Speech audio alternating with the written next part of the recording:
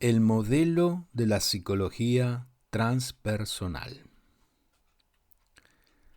La psicología transpersonal incorpora enseñanzas provenientes de las tradiciones hindú, budista, teosófica y del misticismo cristiano, islámico y judío dentro de su cuerpo doctrinario. Se le llama transpersonal porque se interesa en el desarrollo más allá de un ego personal y su campo de estudio incluye los estados trascendentes de la conciencia. De acuerdo con la psicología transpersonal, el nivel de conciencia más natural y elevado es el de la conciencia de unidad, en la cual las diferencias entre objeto y sujeto, observador u observado, se diluyen en una realidad única y todo abarcante. La conciencia existe en todo, pero el ser humano la fragmenta y limita, asignándole fronteras de separación.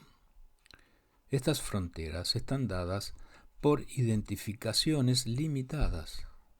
Lo más común de todas estas identidades es la que se asocia con la idea del yo, el ideal del yo.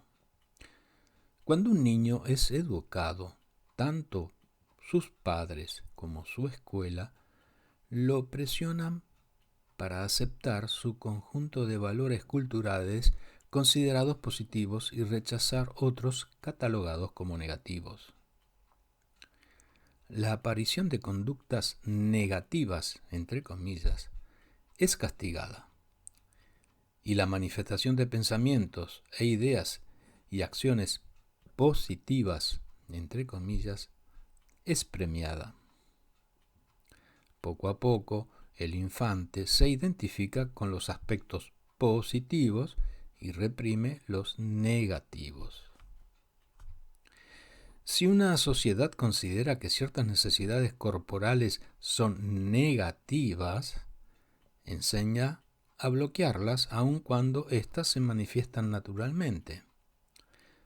Se establece así la primera frontera de la conciencia. Cuando los aspectos negativos traspasan esa frontera, el propio sujeto se encarga de negarlos como parte de su identidad real, entre comillas, solo aceptando como válido y verídico lo positivo, entre comillas.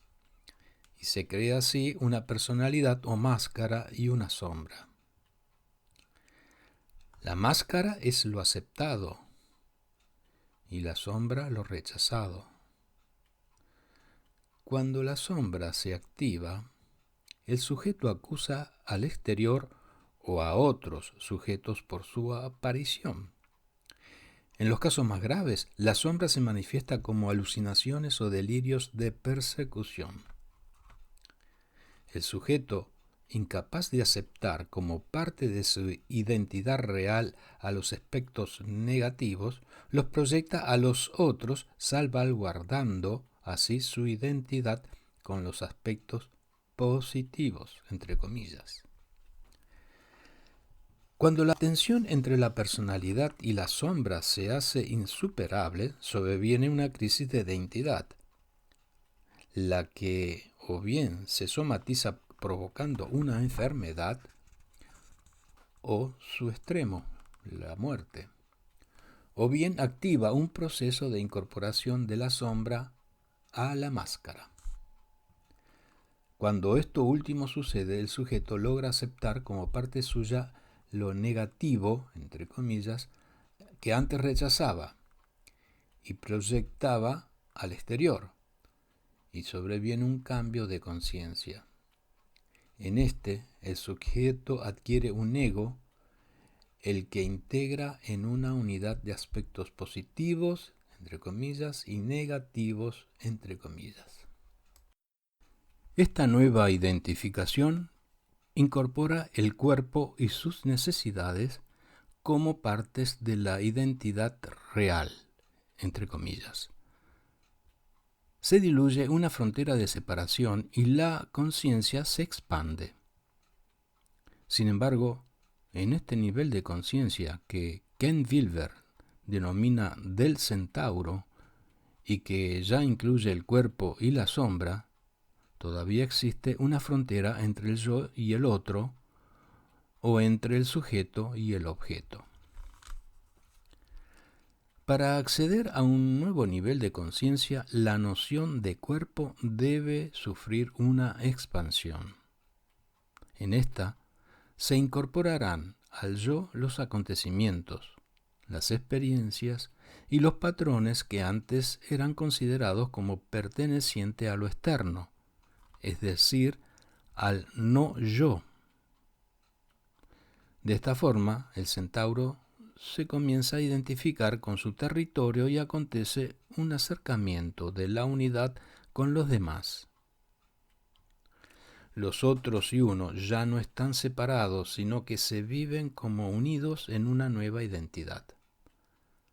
Más adelante, el sujeto se reconoce como un verdadero hijo del hombre, entre comillas. Es decir, su conciencia ya no es la de una persona independiente y separada, sino humana en el más alto sentido de la palabra. Todas las emociones humanas, todos los sentimientos y experiencias que son capaces de vivirse como seres humanos se aceptan como parte de la identidad. Ya no es fulanito el que experimenta, sino es el ser humano en fulanito el que se manifiesta. Esta identificación con lo humano es un nivel de la conciencia más expandido que la conciencia del centauro, pero aún es limitado y con fronteras de separación. El siguiente nivel de la conciencia podría ser denominado cósmica cuando el Hijo del Hombre, entre comillas, incorpora el cosmos como parte de su identidad real. Por último, el hombre cósmico se convierte en el ser o en la existencia pura y dejan de existir denominaciones e identidades parciales. Se alcanza así la conciencia de unidad. Todos los niveles de la conciencia se asociaron con estratos de identificación y con fronteras cada vez más tenues hasta que la última división se rompe y se vive experimentando aquello, entre comillas, que no tiene nombre como lo verdadero. En este nivel se comprende que cualquier imagen o percepto que ve a sí mismo y que lo que experimenta es aquello focalizado en uno mismo, y por último, aquello, entre comillas, y uno mismo se acaban por fundir en el uno. El modelo sintérgico. El mayor deseo de todo pensador es llegar a una concepción de la realidad que permita aceptar su diversidad infinita, pero que al mismo tiempo lo sitúe en la perspectiva de una visión unificadora de la misma. El modelo sintérgico pretende lograr este ambicioso propósito a través de una conceptualización de un esquema que explique la creación de la percepción. De acuerdo con el modelo sintérgico, la conciencia es un atributo de la lattice del espacio-tiempo cuyo estado fundamental o básico constituye también el estado primordial de la conciencia, lo que bien podría denominarse conciencia pura. Los diferentes niveles de la conciencia son otros tantos estratos de las distorsiones que la estructura básica de la lattice puede asumir. La conciencia humana, por ejemplo, aparece cuando el cerebro humano logra crear un campo neuronal que instaura una macro distorsión hipercompleja en la lattice. Desde este punto de vista, una imagen visual, como ya vimos, es en sí misma una particular distorsión tridimensional de la látice que requiere para ser activada de un cerebro humano y un campo neuronal, pero que no precisa de un observador para existir. Por ello, S.M. Goenka, uno de los más afamados maestros vipassana, afirmó en una ocasión, Comunicación Personal, en 1984, que la imagen se ve en sí misma y el sonido se oye en sí mismo. Las diferentes cualidades de la conciencia y sus niveles son aplicados por la teoría sintérgica como asociados con estratos discretos de organización de la látice. Estas bandas sintérgicas corresponden también con estratos discretos, neurosintérgicos, del campo neuronal. La látice parecería ser capaz de distorsionarse a lo largo de un continuo sin pasos abruptos. Lo mismo podría ser considerado para la neurosintergia del campo neuronal. Es decir, teóricamente no tendría que existir bandas sintérgicas en la látice ni niveles cuánticos de organización neurosintérgica del campo neuronal. Sin embargo, toda la evidencia descrita en este capítulo acerca de la existencia de diferentes niveles de la conciencia señala que debe ser asumida una organización discreta tanto para la látice como para el campo neuronal. De esta forma, cada nivel de la conciencia correspondía con una interacción congruente entre la banda sintérgica y un campo neuronal con un nivel neurosintérgico análogo a la sintergia de la banda correspondiente de la látice. De la misma forma que cada punto de la látice contiene la totalidad, así cada experiencia es una vivencia de la totalidad por la totalidad misma. El hecho de que no lo comprendamos así depende de nuestro nivel de entendimiento y de la identidad que asumimos. Vivir una imagen visual como vista por sí misma requiere de un darse cuenta difícil de lograr.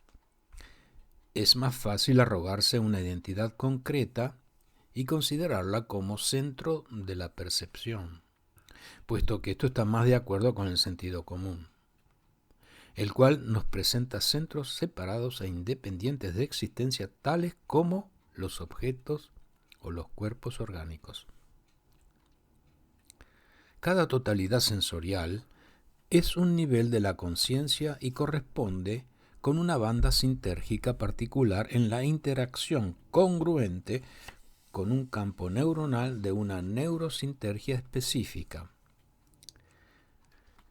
Esta última está determinada en parte por la densidad informacional del campo neuronal, la que a su vez depende de la cantidad de interacciones neuronales.